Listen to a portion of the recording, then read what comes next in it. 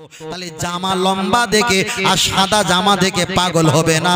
ওরা সৌদি বাড়ি হতে পারে কিন্তু কোরআন হাদিসের ব্যাপার কিচ্ছু বোঝে না। যারা সৌদি প্রবাসী কাজ করে তারা ভালো বলতে পারবে। যারা মক্কা মদিনার শরীফে, মক্কা মদিনা সৌদি আরবে যারা ইহুদি আছে, ইহুদি যারা আছে, নবীর জামানা যারা ছিল তারা নবীর মতো পাঞ্জাবি পরতেন, বড় একটা রুমালটা নিয়ে পাগড়ি বাঁধতেন। তার কারণ মরুভূমি এলাকায় ধুলাবালিগুলো মাথায় ঢুকে যেত, ময়লার হাত থেকে বাঁচার জন্য আল্লাহর নবীর মতো ওরাও মাথায় পাগড়ি জড়াতেন। এমনকি ওরা বড় লম্বা জামা পরতেন, যাতে ওটা হলো সৌদি আরবের দেশ, সৌদি আরবের দেশ। লম্বা পিরহান পরতেন। যারা সৌদিতে আছে দেখতে পাবেন একটা বারমুন্ডা হেঁটো পর্যন্ত পরে নেয়, বাদ বাকি লম্বা একটা জামা পরে নেয়। আপনাদের ইমাম সাহেবের জামা হাঁটুর নিচ পর্যন্ত, ওদের জামা একেবারে গাঁটনো শেষ পর্যন্ত। তাহলে জামা লম্বা দেখে আর সাদা জামা দেখে পাগল হবে না। ওরা সৌদি বাড়ি হতে পারে কিন্তু কোরআন হাদিসের ব্যাপার কিচ্ছু বোঝে না।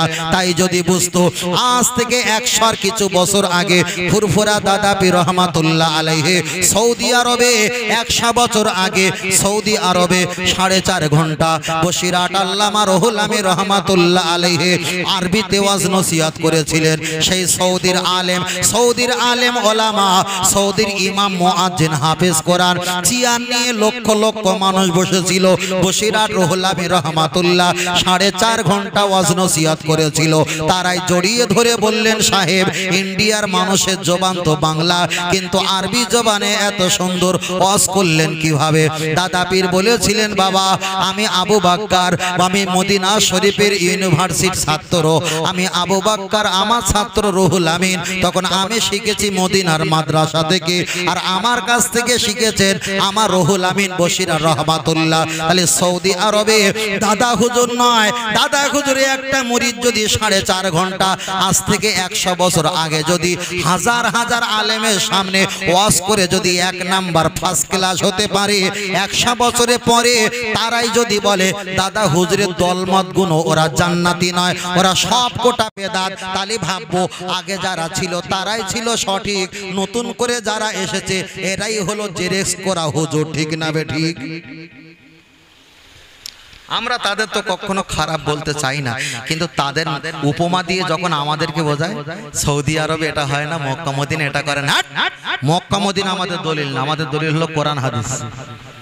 যখন গুতোয় পড়ে তখন মক্কা মদিনার ইমামরে ফলো করে, আবার যখন গুতোয় না পড়ে তখন বুখারী শরীফে আসে। সুবিধা লাই সুবিধা। চলেন একটা বার এগিয়ে যাওয়া যাক। আজ থেকে 7 বছর আগে ইন্টারনেটে আমি একটা বক্তব্য করেছিলাম। সৌদির ইমাম কাবার ইমামকে জেলখানা ঢুকিয়েছিল 7 বছর আগে। ইউটিউব সার্চ করলে পেয়ে যাবে তার অপরাধটা কি। অপরাধ ছিল একটা, মক্কার ইমাম সাহেব বক্তব্য দিতে দিতে তিনি মুনাফিকের বিরুদ্ধে বক্তব্য দিয়েছিল, তাই তাকে হ্যান্ডকাপ পরিয়ে জেলখানা ঢুকিয়েছিল। আজই পর্যন্ত ইন্টারনেট তার সাক্ষী।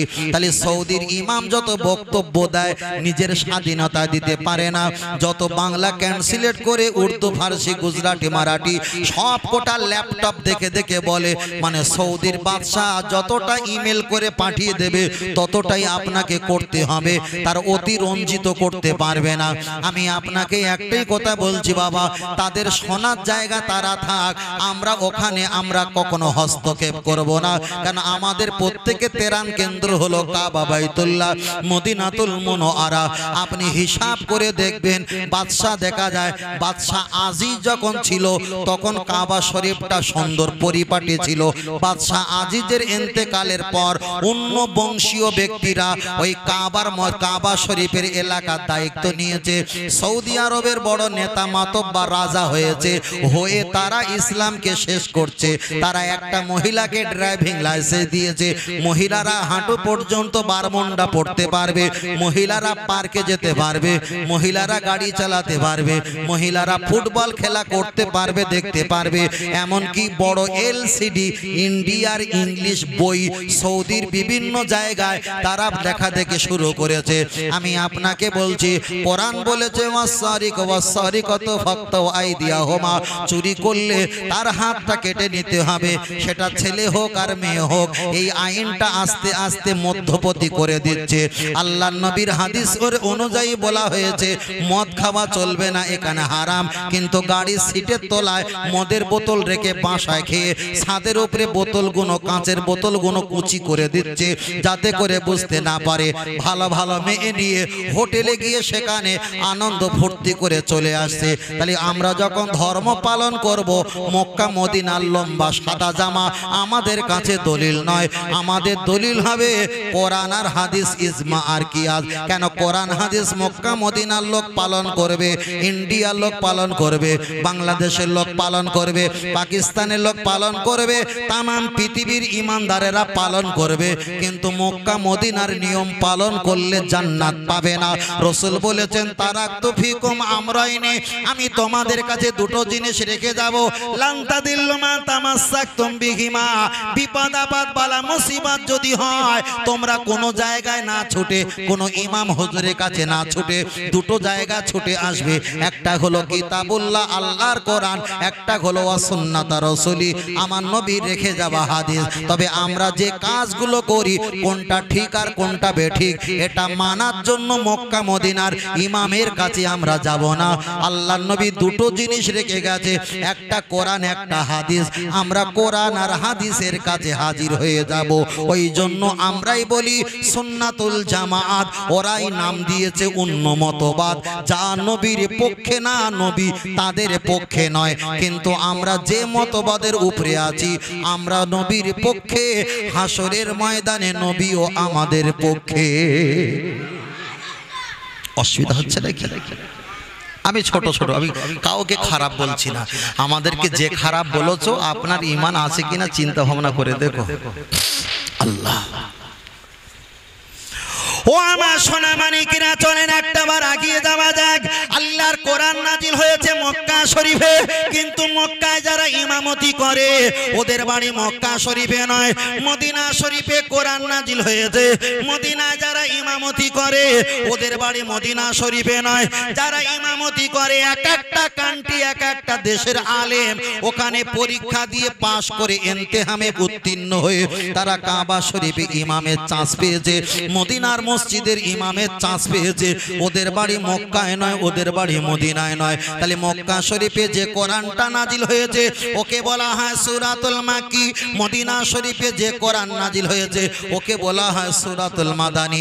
কিন্তু কপালের কি পরিহাস, মক্কা মদিনায় কোরআন নাজিল হয়েছে, সবচাইতে ভালো কোরআন কেরাত পড়ে মিশরের কারি। মিশরের কারি, পৃথিবীতে যত কারি পয়দা হয়েছে আর জন্ম হয়েছে মক্কা মদিনার কোনো কারির বিনিময় নয়, সেটাই হয়েছে মিশরের কারির বিনিময়। তাম পৃথিবীতে মানুষ কারি হয়েছে, কারি হয়েছে।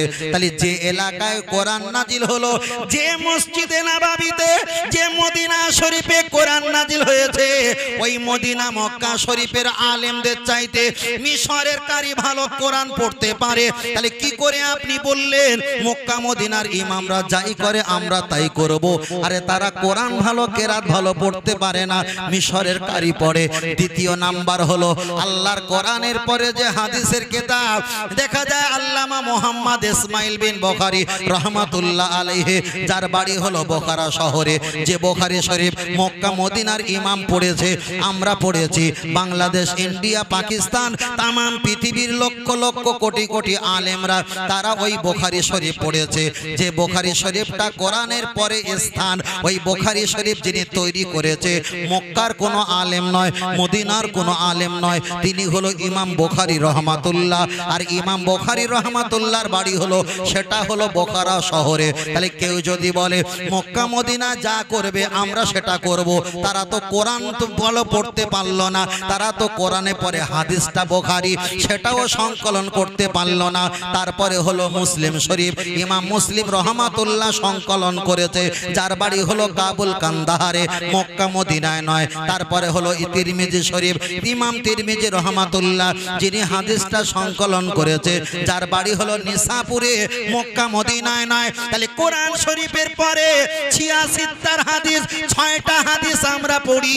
এই 6টা হাদিস মক্কার ইমাম, মদিনার ইমাম পড়েছে, আমেরিকার ইমাম পড়েছে, নিউজিল্যান্ডের ইমাম পড়েছে, ভারত পাকিস্তান তাম পৃথিবীর আলেমরা এই 6টা হাদিস পড়েছে। কিন্তু 6টা হাদিস যারা তৈরি করেছে, একজনের বাড়ি মক্কায় নয়, একজনেরও বাড়ি মদিনায় নয়। সবচাইতে ভালো কোরআন যারা পড়েছে, একজনের বাড়ি মক্কায় নয়, একজনেরও বাড়ি মদিনায় নয়। মক্কা মদিনা যারা ইমামতি করছে, একজনেরও বাড়ি মক্কায় নয়, একজনের বাড়ি মদিনায় নয়। তাহলে আমরা বিপদ আপদে পড়লে কোরআন আর হাদিসের কাছে চলে যাব, আর যারা বিপদে পড়লে মক্কা মদিনার ইমামের কাছে যায়, হিসাব করে দেখো তারাই সঠিক পথে আছে না আমরা সঠিক পথে আছি। কথা বোঝাতে পারছি? এগুলো খুব গভীরভাবে মাথা গরম করে হেঁকাতে মেকাতে চিল্লাচিল্লি করে পাড়া পৃষ্ঠার নাম বলে বোঝানো যাবে না। মক্কা শরীফের ইমাম সাহেব কোনো কেলেঙ্কারিতে যদি জড়িয়ে যায়, তার তো মসজিদ থেকে বাদ দেবে। তখনও বাড়ি শুয়ে থাকবে, তখনও তার ফলো করবে। আজ তো আমি বক্তা আছি, কাল নাও থাকতে পারি। আজকের একটা ইমাম আছে, সেও তো নাও থাকতে পারে, ঠিক না বেঠিক? আসতে পারে, যেতে পারে, কিন্তু তার ব্যক্তিগত ফলো করা ধর্মের কোনো দলিল নয়। ধর্মের দলিল হলো কোরআন আর হাদিস, ইজমা কিয়াস। আপনাকে ধরতে হবে। বলে না যে নবীকে ফলো করি, বলে না যে হাদিস কোরআন ফলো করি, বলছে মক্কা মদিনায় তো করে না, তাই আমরা করি। বাবা তুমি সৌদিতে কাজ করতে গেছো, তা কি চুলকুনিতে ফতোয়া শিখতে গেলে বাবা? ও আমার ছেলেরা, জওয়ান যুবকেরা, আমার হুগলি জেলা চকিষ্ট রামপুর সোনার মানিকেরা, আমি আপনাদের কাছে অনেকবার এসেছি। আপনাদের কষ্ট, বুক বেড়া বেদনা নিয়ে যে কথা বললে সুবিধা, আমি সেটাই বলার প্রসেসিংটা আপনাদের কাছে তৈরি করছি। একটাবার আগিয়ে চলে যাওয়া যাক। মক্কা আর মদিনা শরীফের কথা আমরা বলছিলাম, এবার একটাবার বলবেন মক্কা শরীফটা আমাদের কাছে দামি। আল্লাহর কাবা শরীফ আমরা এখান থেকে কি দেখতে পাই? কাবা কি এখান থেকে দেখতে পাই? দেখতে পাই না। ওদেরকে বললাম তোমরা একটু নবীর নামে সালাম দাও। ওরা আমার একটা হাদিস শুনিয়ে দিল, আসসালামু কবলাল কালাম, পেহলে সালাম উনকে বাদ কালাম। বলল হুজুর আমরা তো সালাম দেব, দেখা হলে তো সালাম দিতে হয়, আমরা দেখতে পাইনি নবীকে, তাই সালাম দেইনি। আলী নামাজে তুমি সালাম দাও। বলল কেন? আসসালামু আলাইকা আইয়ুহান নবী ওয়া রাহমাতুল্লাহি ওয়া বারাকাতু, তুমি নবীর প্রতি কি সালাম দাও? বলছে হ্যাঁ। তখন কি তুমি দেখতে পাও? বলছে না, ওটা কোরআন হাদিসের সিস্টেম, তাই আমরা বলি, সিস্টেম না থাকলে বলতে পারতাম না। Very good. আমরা যখন ডান দিকে বাম দিকে নামাজে সালাম ফিরাই, আমরা ডান দিকে সালাম ফিরাই, বাম দিকে সালাম ফিরাই, আমরা কাকে সালাম দেই? কেরামান কাতিবিন, দুটো ফারেস্তা আছে। ফারেস্তার ওজন 1 কেজি না 2 কেজি না 10 কেজি, না রোগা না পাতলা না সাদা না কালো, আমরা দেখতে পাই না। কিন্তু প্রতি নামাজের শেষে, প্রতি নামাজের শেষে আমরা ডান দিকে বাম দিকে ফিরে সালাম দেই। তাহলে নবীকে দেখতে না পেলে সালাম দেওয়া যদি জরিয়াতে না জায়েজ হয়, তুমি তো কেরামান কাতিবিন ফারেস্তাকে সালাম দাও, কই তো তুমি দেখতে পাও না। বলল ওটা সিস্টেম, তাই দেই, সিস্টেম না হলে দিতাম না। এবার একটা বলবেন, উনি বলছে ভাই কেরামান কাতিবিন আমাদের কাছে আছে বলে আমরা সালাম দেই। ওরে আলেম ভাই, কেরামান কাতিবিন তোমার কাছে আছে বলে তুমি সালাম দাও, কিন্তু আল্লাহর কোরআন বলেছে আন্নাবিয়ু আওলা বিল মুমিনিনা মিন আনফুসিহিম। ওরে ঈমানদার, তোমার জাহান যত কাছে, তার কাছে কাছে আরো কাছে তোমার নবী হাজির। জোরে বলেন সুবহানাল্লাহ। তাহলে আল্লাহর নবী যদি আন্নাবিয়ু আওলা বিল মুমিনিনা মিন আনফুসিহিম, আল্লাহর কোরআন আমার নবী যদি জানের চাইতে আরো কাছে হয়, তাহলে কেরামান কাতিবিনকে না দেখে সালাম দিয়েছো, আর যে নবী জানের চাইতে আরো কাছে তাকে কেন সালাম দাও না? বলল আমার হুজুর শিখিয়েছে তাই আমি সেটা করি। তাহলে ওরা আস্তে আস্তে পিছিয়ে পিছিয়ে হুজুরের কাছে চলে যায়, আর আমরা সম্মান বাড়াতে বাড়াতে বাড়াতে আমার নবীর মহব্বতের অন্তরে পৌঁছে যায়। ওরা যতই বক্তব্য করুক, পৃষ্ঠার পারা হাদিস সব বলবে। যদি বলো আমার একটা হুজুর আছে তুমি বসবে, তখন বলছে ও জনগণের সামনে বড় হুজুরগিরি দেখাতে চায়।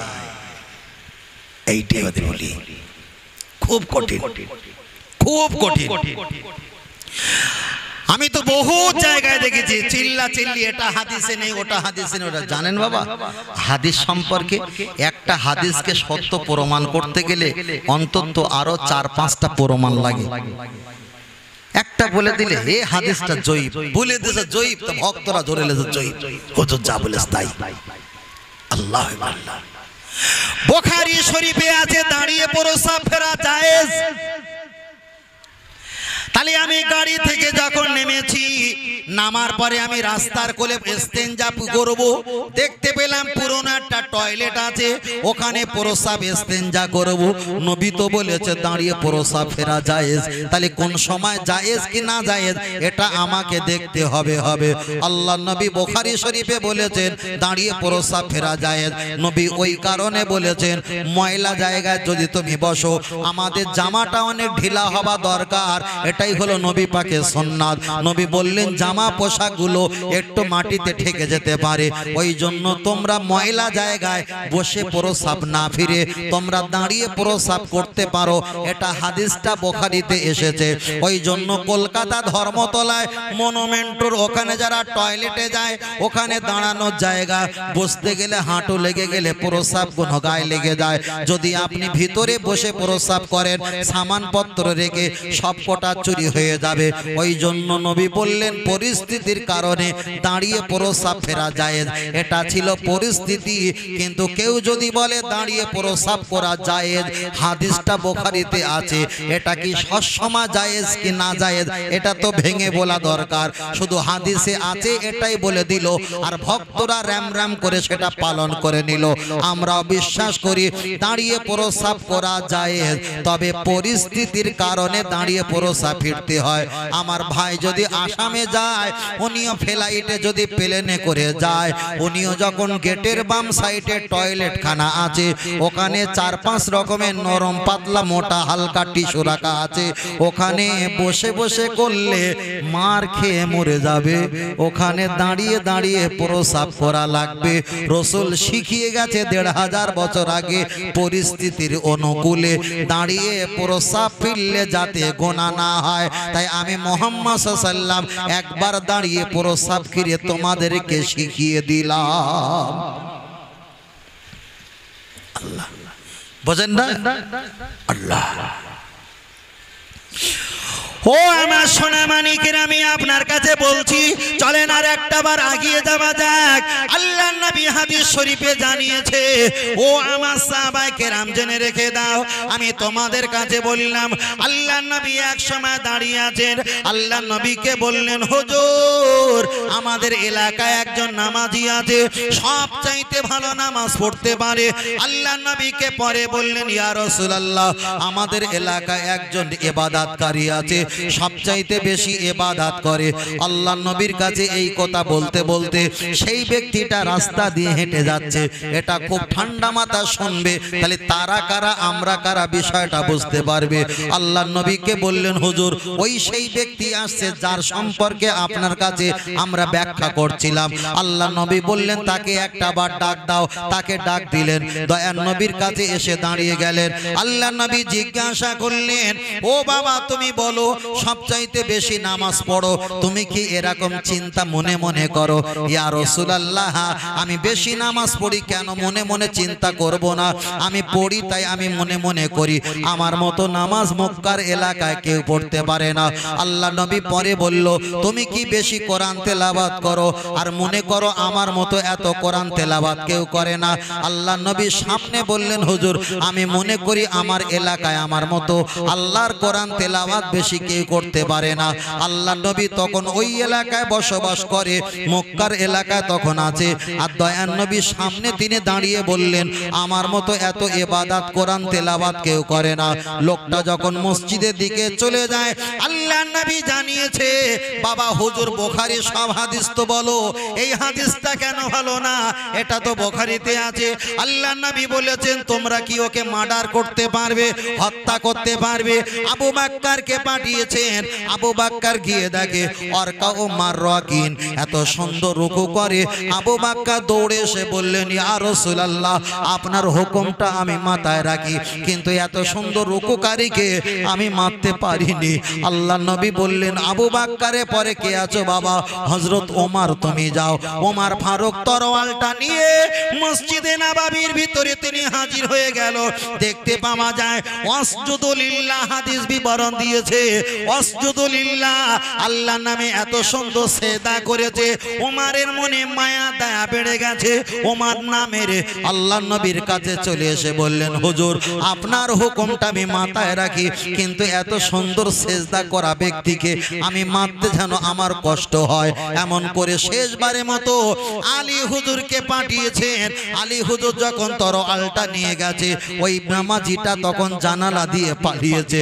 আল্লাহ নবী দাঁড়িয়ে দাঁড়িয়ে চেহারাটা লাল হয়ে গেছে আর জিভ কামড় খেয়ে আফসোস করে বললেন, হায় আমার সাহাবা, তোমরা যদি ওই রকম মুনাফিক নামাজিকে হত্যা করে দিতে, পৃথিবীর জমিনে কিছু জেরেক্সওয়ালা নামাজি, কিছু জেরেক্সওয়ালা টুপিওয়ালা পৃথিবীর জমিনে আর জন্ম হতো না। তাহলে ভাবতে হবে নবীর জামানায় ওই সেই মুনাফিক, যিনি সবচাইতে বড় হাদিসের জ্ঞান বলে, সবচাইতে বড় নামাজি মনে করে, সবচাইতে নিজের সৎ মনে করে, আল্লাহর নবী স্বয়ং সামনে তিনি চিল্লে চিল্লে বললেন, নবী তাকে মারার হাদিস বলেছে, নবী তাকে হত্যা করা ফতোয়া দিয়েছে, তাকে মারতে পারল না।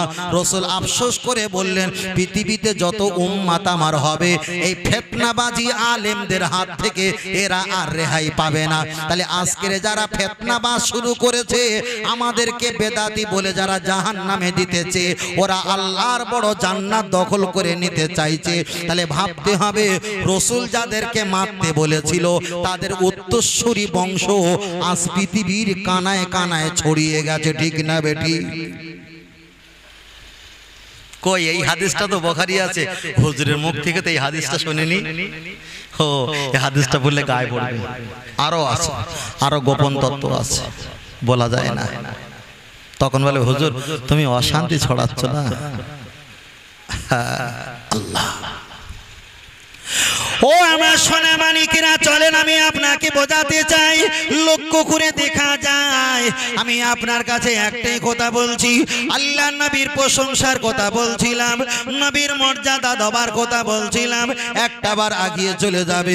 আল্লাহ নবীর প্রশংসার কথা বলছিলাম। তাহলে দয়ার নবী ওদেরকে মারার আদেশ দিয়েছিল, কিন্তু ওরা পালিয়েছিল। ওই যতদিন পৃথিবীর জমিনে এমন ব্যক্তি থাকবে, ওরাই কিন্তু অশান্তি বাঁধাবে। ওরা 24 ঘন্টা মাথায় টুপি দিয়ে যাকে দেখা হবে, আসসালামু আলাইকুম, আসসালামু আলাইকুম, আসসালামু আলাইকুম, এসো নামাজের জন্য এসো। কেন? নিজে ওই দলে ঢুকেছে আর 5 জনকে ওই দলে নিয়ে আসবে। কিন্তু আমি আজ থেকে 1 ঘন্টা আগে কিংবা 1.5 ঘন্টা আগে একটা হাদিস পড়েছিলাম, আপনারা অনেকে ছিলেন না। সেই হাদিসটা 1 ঘন্টা পরে পরে বলছি। রাসূল বললেন, লা ইয়াবকা মিনাল ইসলামি ইল্লা ইসমুহু। সেই জামানায় ওদের ভিতরে ইসলাম থাকবে, ওদের চেহারা ইসলাম থাকবে, কিন্তু ওদের ভিতরে ঈমান থাকবে না।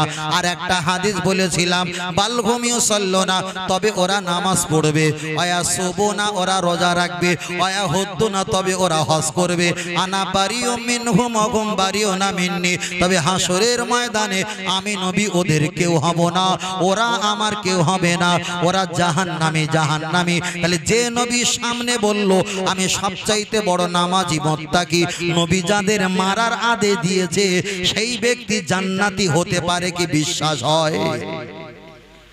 পড়ো, হাদিস মুখস্থ করো, মফিজুলের ওয়াজ 1000টা ভুল ধরো, ইমামের পিছনে 1000টা কাঁটি দিয়ে বসে থাকো, সারা পৃথিবীর পীর ওলি আউলিয়ার বিরুদ্ধে কথা বলো, নবীর এগেইনস্টে কথা বলো, কিন্তু খোদার কসম হাসরের ময়দানে তোমার নাজাত পাওয়া কঠিন।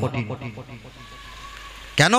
স্বয়ং নবী তোমার মতো ব্যক্তিকে মার্ডার করা ফতোয়া দিয়েছিল, আর তুমি আমাদের নবীর প্রতি সরিয়ে দিচ্ছ নবীর মহব্বত। বলেছিলাম না, আজ থেকে 30, 10, 20 বছর আগে নবীর প্রতি যে ভক্তি ভালোবাসা ছিল, সেই ভক্তি ভালোবাসা কি এখন বেড়েছে না কমেছে? কমেছে, আর বেড়েছে যাদের বিরাট বেড়েছে, কমপ্লিট বেড়েছে, তারা জীবনে নড়চড়ন হবে না। আর যাদের কমেছে একেবারে কমে গেছে। আর যারা কখনো কমায় কখনো বাড়ায়, নবীর চাচা আবু তালেব কখনো নবীর পক্ষে কখনো আবু জাহেলের পক্ষে, মরণটা হয়েছে আবু জাহেলের পক্ষে। ঠিক না বেঠিক? সাবধান, বুঝলেন না? কষ্ট পাচ্ছেন নাকি? আমি আজকে যতটুকু বক্তব্য করছি একটা পারিবারিক বিষয়টা নিয়ে না, আমরা কিভাবে বাঁচবো আগামী দিনে, আমরা কিভাবে নাজাত পাবো আগামী দিনে। আমি আপনাদের কাছে উল্টো পাল্টা কিছু বলতে পারি না। কেন? দাদু ভাই বসে আছেন, চাচাজিরা বসে আছেন, বড় ভাইরা বসে আছেন, বাপের পাশে ছেলে, দাদুর পাশে নাতি, ওই জন্য ভাষাটা সংযোগ করে বলছিলাম। আল্লাহ আমাদের সকলকে কবুল করেন, বলেন আল্লাহুম্মা আমিন। দরুদ শরীফ পড়ি। আল্লাহুম্মা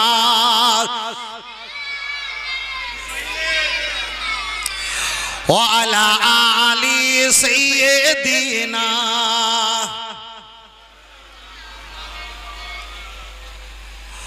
अल्लाह अल्लाह अल्लाह अल्लाह। सब किताब से भला कुरान है, ये हमारा दिन है और ईमान है, हमारा करेंगी उसकी इज्जत आदब जिसमें जब तक हमारा जान है। अल्लाहुम्मा सल्ले, पढ़ें जोरे पढ़ें, ও আলা আলি সাইয়্যিদিনা। ফুলসিরাতের ধারে বসে কাঁদবেন নবী যারে যার, এই খোদা মোর পার করে দাও এসব উম্মাত গুনাহগার। আল্লাহুম্মা সাল্লি আলা, জোরে মাশাআল্লাহ মাশাআল্লাহ, ও আলা আলি